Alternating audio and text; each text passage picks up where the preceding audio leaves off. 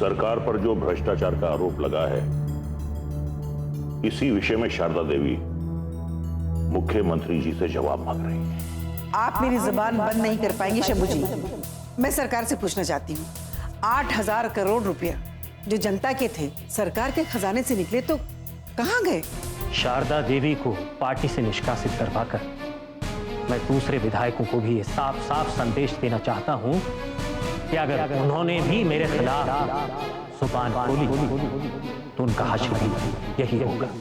अगर सत्ता में बैठे हुए लोग अपने स्वार्थ के लिए मीडिया का इस्तेमाल कर सकते हैं, तो हम लोग सच्चाई को सामने लाने के लिए मीडिया का इस्तेमाल क्यों नहीं कर सकते? अरे हाँ भैया, आप मीडिया से हैं तो हम कौन सा आपसे अलग है? हाँ? और मीडिया और राजनीति का तो चोली दामन का साथ होता है। हाँ, हाँ, आप जो बोलेंगे वो कर दिया जाएगा। अरे भाई, जिस चैनल पे हमारा फुटेज चल रहा है ना, उस चैनल से आप फुटेज ले लीजिए और अपने चैनल पे चलाइए। हाँ हाँ भाई, जो कहेंगे वो कर दिया जाएगा। जी जी, हाँ हाँ। अच्छा सक्सेना,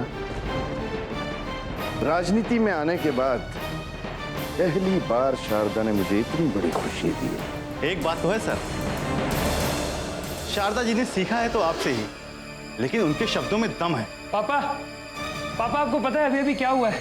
हाँ, राकेश झा अपने सहयोगियों के साथ राज्यपाल से मिलने जा रहा था। कोई रास्ते में कोई गड़बड़ तो नहीं हुई ना? अरे नहीं पापा, यही तो खुशखबरी देने के लिए मैं आपको भाग भाग कर आया हूं। आपका हर एक तीर निशाने पर बैठा है पापा। अरे हद हो गई, तीर तो निशाने पे बैठना ही था। राजवीर बाबू, आप आगे बताइए, हुआ क्या? बेटा, कहीं तुम ये तो नहीं कहना चाहते कि शंकर प्रसाद की सरकार गिर गई? हाँ पापा, शंकर प्रसाद की सरकार गिर गई उसकी सरकार।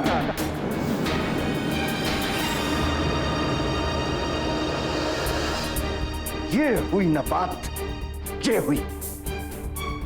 अब हमारी सरकार बनाने का वक्त आ गया है और उन्हें कोई समर्थन नहीं देगा, कोई नहीं देगा।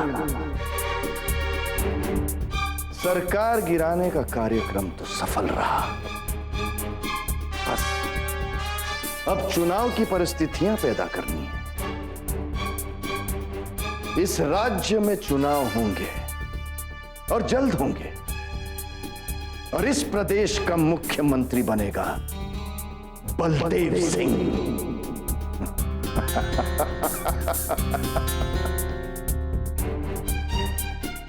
बलदेव सिंह। क्या करेंगे पापा? क्या फिर से चुनाव की नौबत आएगी? जहां तक मैं समझता हूं बेटा, बलदेव सिंह का प्लान तो यही है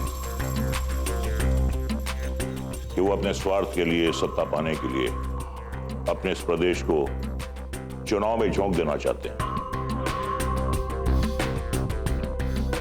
लेकिन मैं ऐसा हरगिज नहीं चाहता। आप नहीं चाहते तो फिर कोई और रास्ता तो होगा पापा, जो इस प्रदेश को चुनाव में झोंकने से बचाया जा सके। यही देखना है बेटा कि जो फैसला करना है वो फौरन करना है। इसीलिए इस विषय पर बात करने के लिए मैंने देवराज जी को फौरन बुलाया है। आचार्य जी, बार बार मुख्यमंत्री जी का फोन आ रहा है और वो कह रहे हैं कि राकेश झा और उनके साथियों को समर्थन वापस लेने से रोका जाए। नहीं,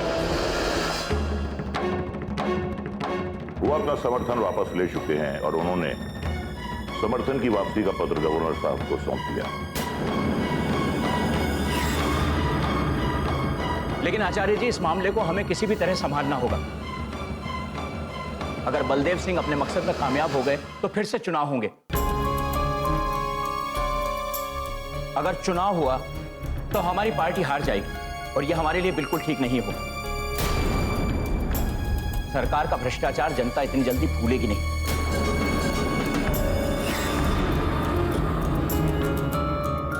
हाँ देवराज जी, आप ठीक कह रहे हैं। भ्रष्टाचार अगर मुख्यमंत्री जी ने किया है तो उसका खमियाजा हमारी पार्टी क्यों भुगते? मैं तो ये समझता हूं कि इस चुनाव को होने ही नहीं दिया जाए।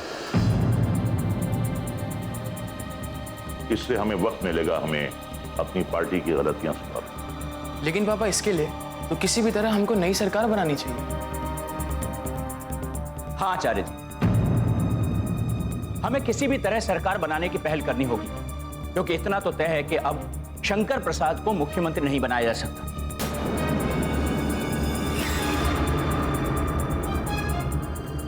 उनके लिए विधायकों का समर्थन तो हमें नहीं ही मिलेगा, लेकिन पार्टी के अनुशासन के नाम पर उन्हें एक करने पर मजबूर किया गया तो हो सकता है कि पार्टी टूट जाए।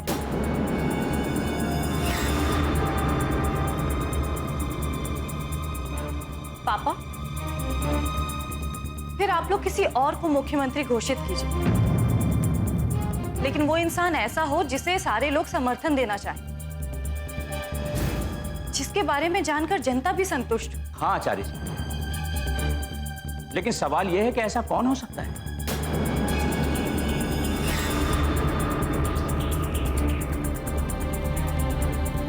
मेरी नजर में तो फिलहाल एक ऐसा ही शख्स है जिसके चेहरे को सामने रखकर हम एक नए सिरे से सरकार बनाने का प्रयास कर सकते हैं। एक ऐसा शख्स जिसकी छवि एक ईमानदार, बेदाग है।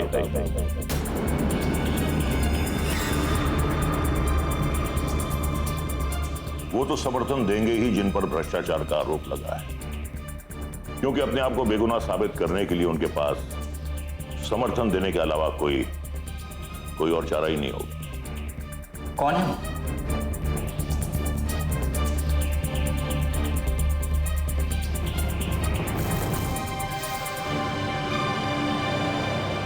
मालूम हो जाएगा।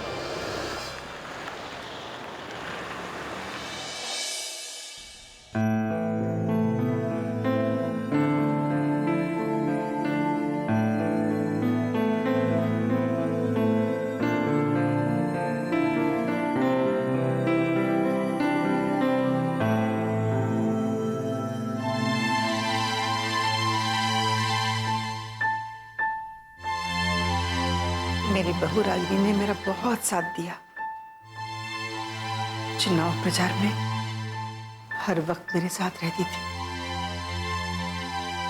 मुझे जिताने के लिए इसने दिन रात एक कर दिया। जीतने की खुशखबरी देने से पहले ही इसका एक्सीडेंट हो गया। मेरे लिए इससे बड़ी दुख की खबर क्या हो सकती है? अगर उस घर में सच्चे दिल से अगर मेरा साथ कोई देता था तो वो सिर्फ रागिनी थी, सिर्फ रागिनी। अब ठीक कह रही हैं माँ जी, लेकिन माँ जी अभी तक ये बात सामने नहीं आई है कि इनके एक्सीडेंट के पीछे किसका हाथ हो सकता है, या फिर ये कोई एक साधारण घटना थी। ना ही उस गाड़ी का पता लगा है, ना ही अभी तक एक्सीडेंट करने वाले का पता लगा है। कभी कभी मुझे ऐसा लगता है इसके पीछे भी राजनीतिक वजह तो नहीं।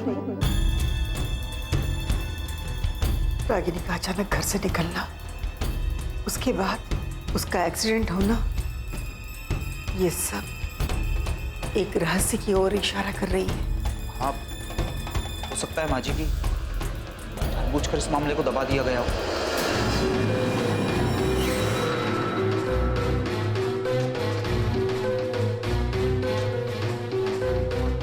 आज भी मुझे रागिनी की कमी बहुत महसूस होती है। एक तो मीनाक्षी मुझे छोड़कर चली गई और रागिनी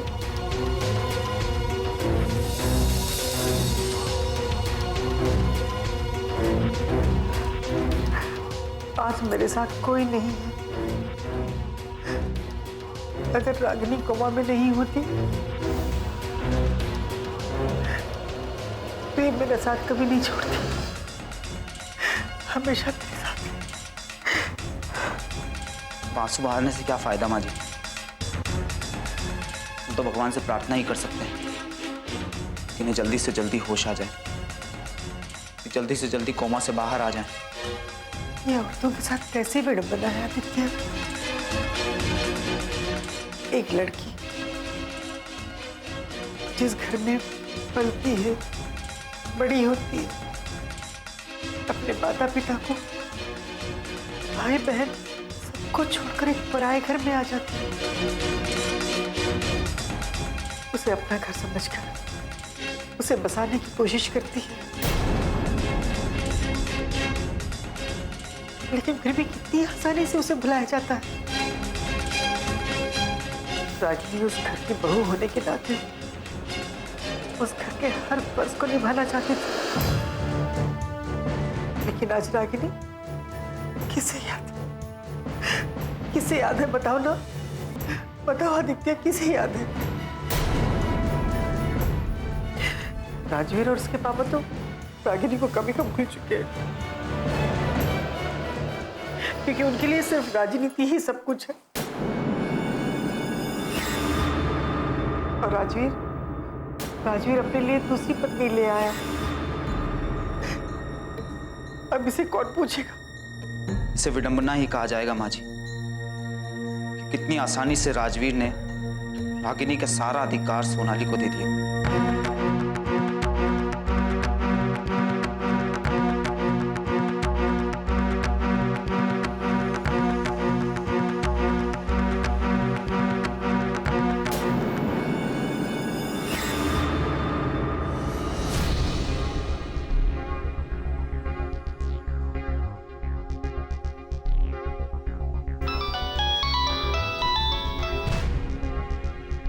हाँ सोनाली, बोलो। दीदी, ये क्या खबरें आ रही हैं? मैं सुन रही हूँ कि सरकार गिरने वाली है। सरकार गिरने वाली नहीं है, बल्कि सरकार गिर चुकी है। बस सिर्फ मुख्यमंत्री जी का इस्तीफा देना बाकी है। दीदी, मैंने जब से ये खबर सुनी है तो आपके बारे में सोच सोच के परेशान हूँ। अभी भी तो आपने चुनाव जीता है, और मैं तो ये सोच रही थी कि जल्दी आप कोई ना कोई मंत्री पद भी हासिल कर ही लेंगी। हाँ सोनाली, सोचा तो मैंने भी कुछ ऐसा ही था, लेकिन अब जब सरकार ही नहीं रही तब क्या होने वाला है कुछ नहीं पता। दीदी, इसका ये मतलब है कि पापा जी अपने मकसद में कामयाब हो गए। बहुत ही जल्द अब चुनाव पे होंगे। कुछ नहीं पता सोनाली, ये सारा खेल तो बलदेव सिंह का खेला हुआ है, और इसमें सबसे बड़ा नुकसान तो मेरा है। पूरे 15 साल की तपस्या के बाद पहली बार विधायक बनी हूँ, और अगर दोबारा चुनाव की नौबत आई तो ये पद भी मेरे हाथ से निकल जाएगा। खैर जाने दो, तुम तो बस नजर रखो और देखो कि बलदेव सिंह का अगला कदम क्या होगा। मैं कोशिश करूंगी दीदी, लेकिन आज भी पापा जी मुझे शक की निगाहों से देखते हैं। आपकी उस वीडियो ने उन्हें मजबूर कर रखा है, वरना वो तो मुझे कब का इस घर से निकाल चुके होते। मेरे और बलदेव सिंह के उस वीडियो की वजह से बलदेव सिंह तुम्हें उस घर में रखने के लिए मजबूर हो गए थे, लेकिन अब उस वीडियो का मामला खुले उससे पहले तुम्हें उस घर में अपनी जगह बनानी होगी। खैर, अभी मैं फोन रखती हूँ, मुझे तुरंत मुख्यमंत्री जी से मिलने जाना है। बाय। ठीक है, बाय।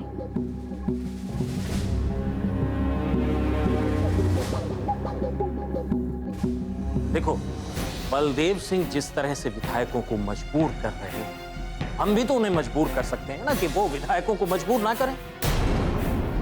और आज के माहौल में बलदेव सिंह अपनी छवि तो हरगिज खराब नहीं करना चाहते। जिंदगी का भंवर है।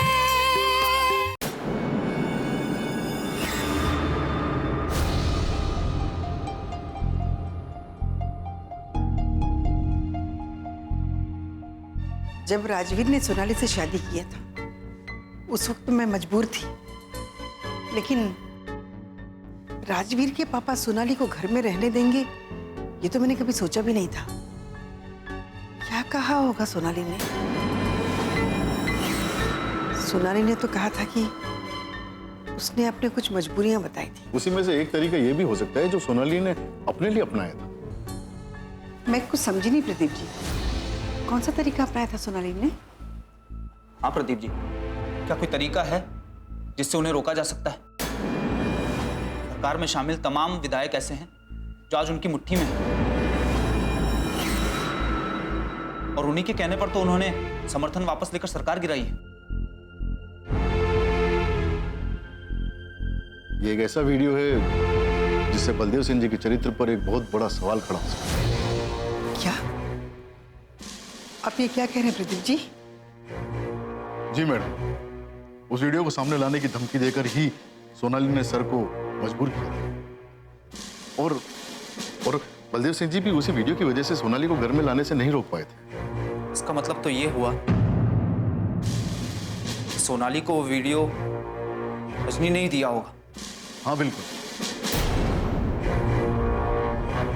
वो वीडियो रजनी के पास में ही था, धोखे से बनाया था उसने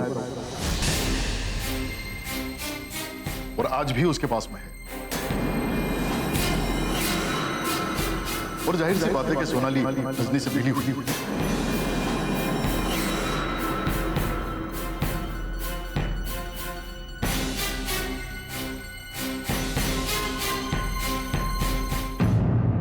खबर मिली है कि अपने प्रदेश की सरकार गिर चुकी है। 18 विधायकों ने अपना समर्थन वापसी पत्र श्री राज्यपाल महोदय को सौंप दिया है। फिलहाल सरकार गिरने की खबर पक्की है। मुख्यमंत्री श्री शंकर प्रसाद जी ने अब तक इस्तीफा क्यों नहीं दिया, इस बात की कोई खबर नहीं है। लेकिन अब इस बात का अंदाजा भी नहीं लगाया जा सकता है कि इस प्रदेश की राजनीति किस दिशा में जाएगी।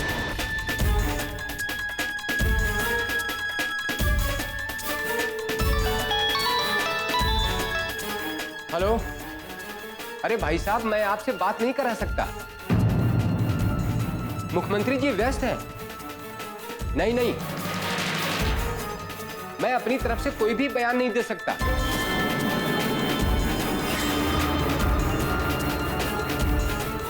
फिर आप समझ लीजिए कि पार्टी की क्या रणनीति है। आप बाद में फोन करो, बाद में। सर, हमारी सरकार के गिरते ही मीडिया वालों ने फोन कर करके हमारे नाक में दम कर रखा है। तो फिर मोबाइल क्यों चालू रखा है? बंद करो ये फोन। नमस्कार मुख्यमंत्री जी।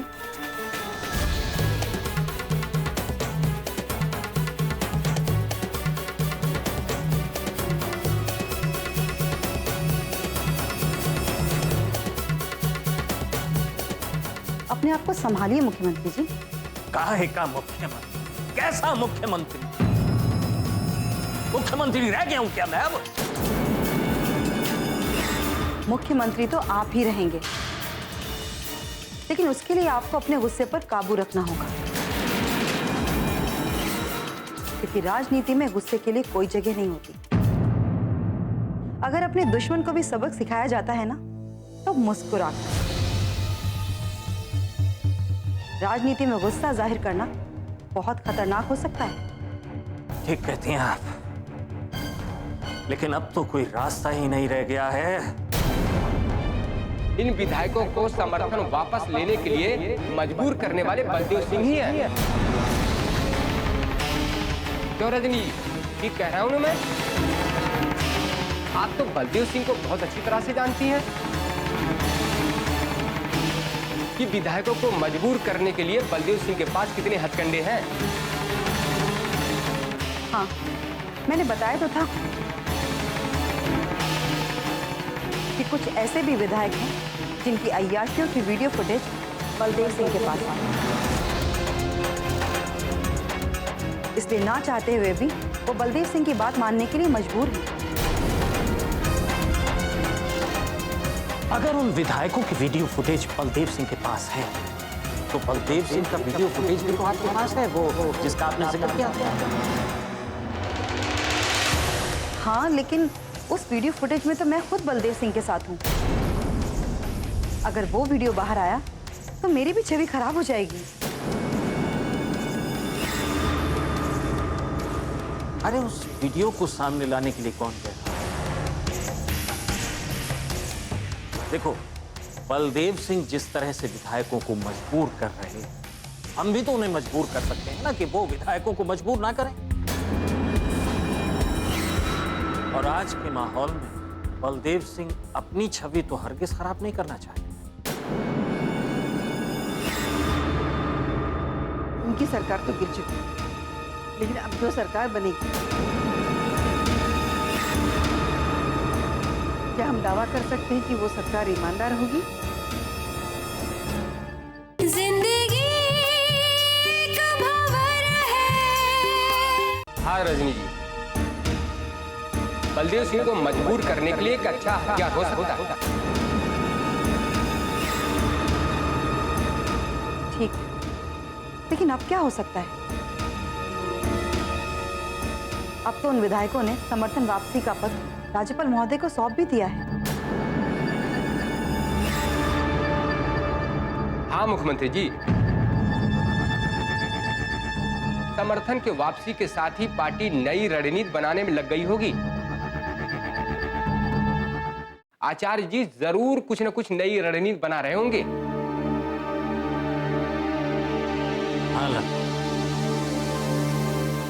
मेरी सरकार गिराने की साजिश बलदेव सिंह की है और वजह बनी है शारदा देवी।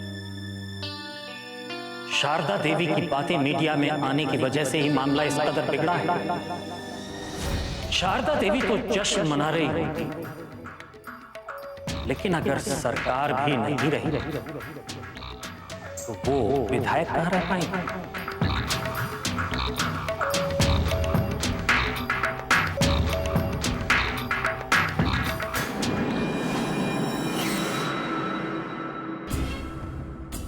शारदा जी, इस रिकॉर्डिंग के लिए हम आपसे हाथ जोड़कर क्षमा चाहते हैं।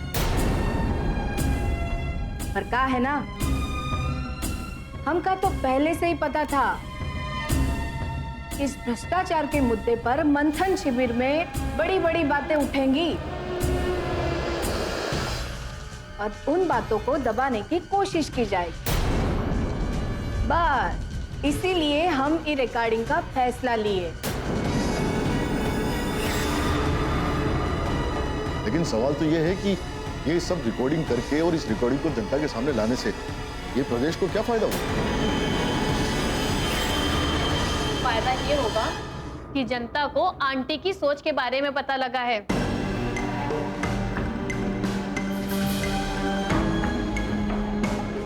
ठहरे हुए पानी में पत्थर मारा है तो लहरें तो उठनी चाहिए। लहर तो उठी ही है, इसलिए तो शंकर प्रसाद की सरकार गिर चुकी है। उनकी सरकार तो गिर चुकी है, लेकिन अब जो सरकार बनेगी, क्या हम दावा कर सकते हैं कि वो सरकार ईमानदार होगी?